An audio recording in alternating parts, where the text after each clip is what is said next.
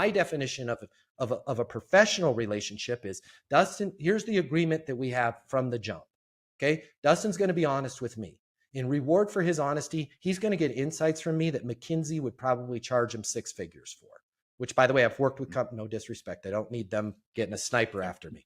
They charge Forrester, McKinsey, they charge a hell of a lot of money.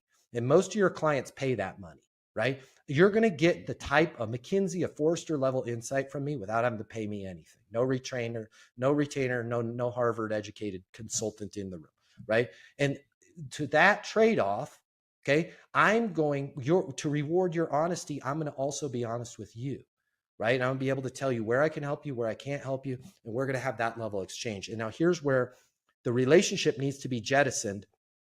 And also, and I can teach them how to close right now if you'd like, but also they need to move that to a close. They need to be NSO, next step obsessed. So every time I talk to Chris, I'm either closing Chris without pressure, or I'm setting a crystal clear next step of what's going to happen next. Okay. If you can follow that formula, Chris is going to be honest with me. In reward, I'm going to deliver insights to Chris that are valuable, whether he does a business or not.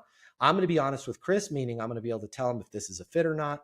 And the expectation is I'm also going to move this deal forward, right? This stops us from having these log jams in our pipeline, and it stops the Dustin relationship manager of the world from only having 3 accounts.